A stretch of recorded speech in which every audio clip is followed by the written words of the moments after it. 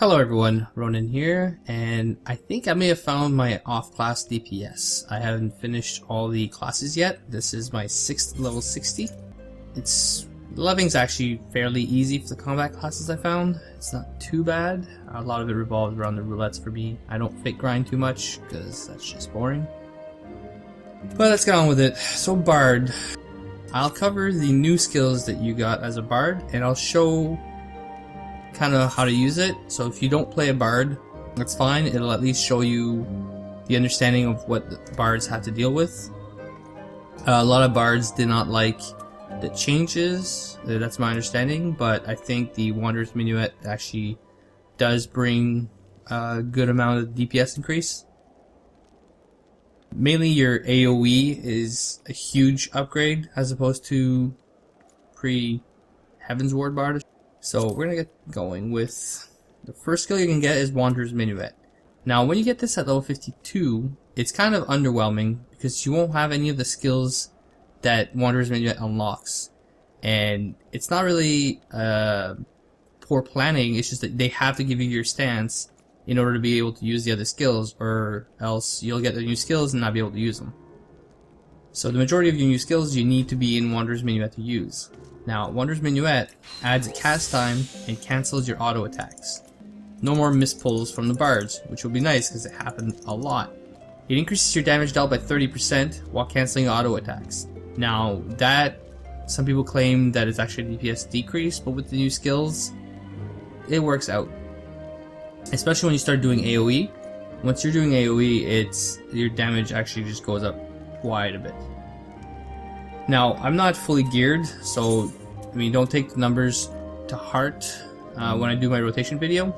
I'm going to be comparing two rotations that I think, I'm not quite sure yet which one is going to be the best for the opener, but as far as the rotation, they're both the same, it's just the initial burst. I'm 168. One of the changes, if you're not aware, is that Reign of Death now shares a cooldown with Bloodletter, and it will refresh the same way Bloodletter used to when you use Venomous Bite and Wind Bite on a target and it crits. It'll give you a chance for it to proc and reset its cast timer, which it can happen quite a bit. So having Wanderer's Minuet on will give you a cast bar, like I said. So if you notice, heavy shot, 1.5 seconds. Cast is 1.46. Depends on your skill speed. In between, like I said before, you won't auto attack. Now this isn't too bad. It gives you enough time to do a cast, then a off global, and then cast again. The tricky part is being able to use repelling shot now. So because you have to move and not cancel, and then because you're using repelling shot, it's kind of weird because then it'll cancel if you're casting mid-air. So you might be able to cast another quick off global in between using repelling shot. So just something to keep in mind about Bards, especially if you don't see them using repelling shot, because sometimes it's just you're not going to be back up in time for the next one. But if we try again, if I do one heavy shot, repelling, let's see, it's kind of iffy before you get your heavy shot out anyway, so it's still a delay. After Wanderer's Minuet, you will get at 54 Imperial Arrow. Now this is where it starts to get interesting, and that Wanderer's Minuet starts getting useful. If I remove Wanderer's Minuet, now I'm auto attacking, and Imperial Arrow is not usable. I put Wanderer's Minuet back on. Imperial Arrow does a 220 potency attack, so it is a weapon skill, so it is part of your global cooldown attacks. It has a 1.46 cast, just like everything else, but it only has, well, it's supposed to have a 15 seconds recast. Now because you have your skill speed, it actually reduces by almost half a second for me, which is pretty nice. It's a 220 potency and can only be used while in Wanderer's Minuet. Now this skill is pretty nice. It's your strongest ability yet, 54. And it is the only ability you should use Barrage with, because Barrage only affects weapon skills, not abilities. So if you were to use a Barrage, and then you did Imperial Arrow, you'll actually hit 3 times. And since it's your strongest attack, that's going to be your biggest burst. After Imperial Arrow, you'll get Iron Jaws. Iron Jaws is really nice. What it does is that it refreshes your dots. So if you put Venomous Bite and then Wind Bite, and then for some reason you want to use Iron Jaws right away, which you wouldn't, but you use Iron Jaws and it refreshes both. Now by refresh, it also means that if you have buffs on, it will reapply those buffs. So that means that if you didn't have buffs for the first time, let's say we just did Venomous Bite, and then we did Wind Bite. Okay, now I'm using Straight Shot, pop all my cooldowns just for display purposes. You see 468, 478, and I put I refresh the stacks, now they hit harder. So that's going to come into play when you're doing rotation, to start popping your buffs in your opener, and then apply Iron Jaw to make sure that you're getting the most out of your cooldowns. One thing I forgot to mention about Iron Jaws is that you want to use it definitely below 5 seconds. Before that, it's a total DPS loss. The trick I think is going to be to get it as close as possible, but without missing, so you have to know the fights. If you do it at 2 seconds, it's generally pretty safe. I used the wrong skill. Let me redo that. So the idea is that you refresh your stacks at 2 seconds. I think I've done it when it said 1 and it's pretty tight, and during a fight I don't know if I want to mess around with that. So definitely below 5 seconds, because 5 seconds will be a DPS loss. So now we're going to be at 2, use Iron Jaws, stacks refresh. So it's just that easy that you don't have to use Venomous Bite or Wind Bite, which are both 80 TP. This is 60 and it does both. So we're going to try when we see 1. See, it does work, but I think it's pretty risky, especially if you're during a fight and let's say you for some reason did Repelling Shot at like 3 seconds. I don't know, you'd have time, it'd be tight, but still. So hopefully you get the idea. You definitely want to do it below 5 seconds, but you don't want it to fall off. If it falls off, then you have to reapply your buffs. Try and see one more time if you can't get closer. Yeah, that's gonna be too late. See, didn't work. So definitely around that 2 second mark would be the ideal. It also depends on server lag. Warden's Paeon. Now, this is a total disappointment of a skill. This is a waste of Square Enix putting in a skill for this class. Now the reason why, and I don't know why they did this, this should be an instant cast. 3 seconds. I mean, seriously, you have to sit there, cast Warden's Paeon for a single target to get the next enfeeblement within 30 seconds to be negated. Now, one use that people may have thought would be warriors. But I've already told my bard in my static that with my opening rotation, this is useless. Because if he does it at the start, he's not going to waste 3 seconds of his cast to... So that's 2 abilities for him, essentially. Well, it's an ability and a half, really, for him to cast Wonders Paeons during a fight. So I kind of hope that they really buff this, because most people, for the only use they're going to have this is... Yeah, the only use for this would be Berserk, because you know that your warrior is going to be getting pacified. But with Celine now, it doesn't really matter. She'll actually remove it if it's not on cooldown for her ability. And like I said, if you do it at the beginning of the pull, it won't be ready for when your warrior does his actual opener, unless he pops Berserk right off the bat. So if you have a main tank warrior, then maybe it'll be useful, because usually I would pull with Unchained, Berserk, and good to go. But still, it has to be done like right at the start, because it's 20 seconds. So it's basically as you're pulling, and as far as I know, bards have their own rotation to worry about. I'm still debating those two, so I have to go check.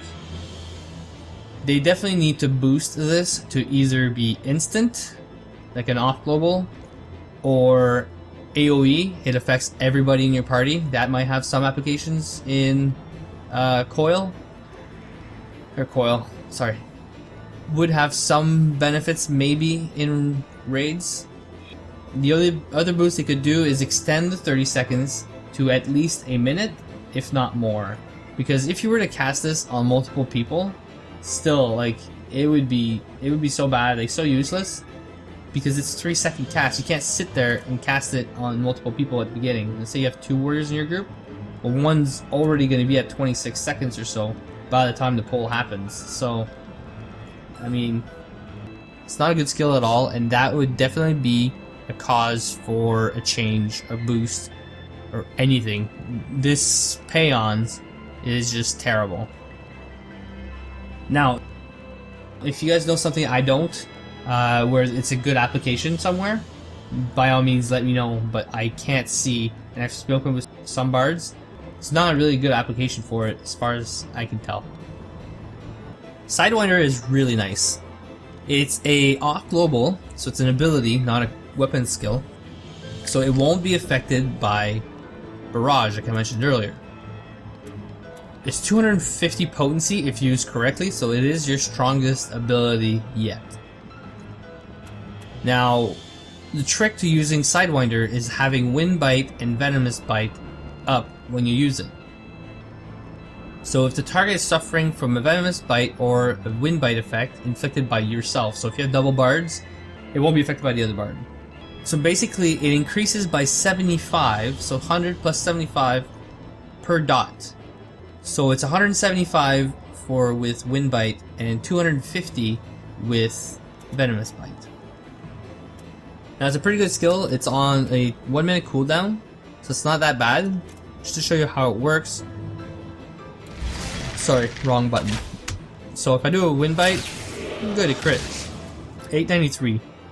Now the correct way to use Sidewinder would be to have your straight shot buff up, because it should be up at all times. Your Venomous Bite, your Wind Bite, and if at all possible, every single buff you can, so that it does maximum damage. So 2200 non-crit. Now, the big difference is that you're going to want to use Sidewinder on cooldown, and not every single buff is going to be up for it. So sometimes you'll only have, 1, maybe 2 buffs for it. But Raging Strikes is only going to be affecting Sidewinder for every third.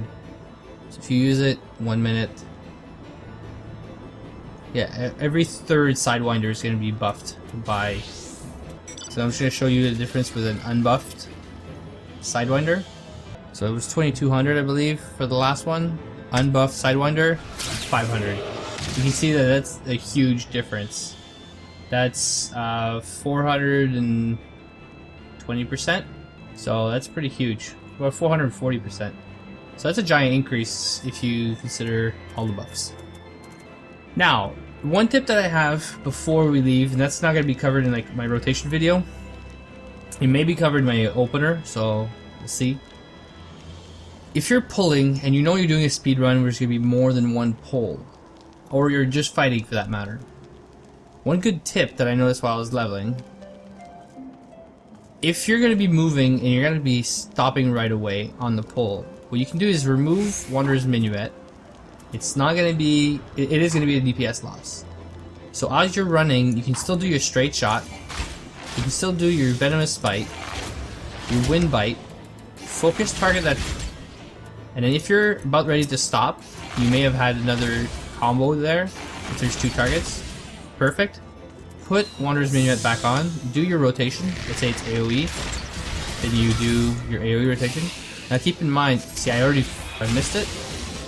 Go to the second one and Iron Jaws. Make sure you keep one target if you're doing AoE with Iron Jaw at all times, just so that you can try and get your procs in there. So you would do a lot of AoE, Make sure you get your straight shots and everything in there. This is just a show. And then Rain of Death. So basically you're just trying to keep your Venomous Bite and Wind Bite on one target at least. And then you focus target that one so that you know that you should go back to it. Oh, wrong button. And then Iron Jaws. You just want to keep that up so that your Rain of Deaths can keep flowing. So that would be the biggest trick I would have for on the pulls. You'll notice that your DPS is actually going to be quite low compared to other classes, especially as you're leveling in your dungeons. It's going to be quite high if you manage to do a lot of AoEs, but on single targets, you're probably going to be one of the lower ones. I hope that these tips have given you a better understanding of bards. If you are playing one and you have tips, feel free to let me know. I would like to know, because this is going to be my all class, I'm pretty sure. I really like how it plays out. Don't forget to subscribe. Give me a like if you liked this video. It'll tell me that I should be putting up more videos like this. Yeah, hopefully it helped you out with understanding, at least if you're not a bard, with some of the things they have to go through. Mainly that they want to focus target another target, not your priority target, to get those dots going, just so they can get procs off of it. If you just start killing the same target that their Venomous Bite and Wind Bite is on, it could totally screw their DPS up, because they won't get the procs from Bloodletter or Rain of Death. Sorry this dragged on. Thank you guys for watching, and I'll catch you in the next video.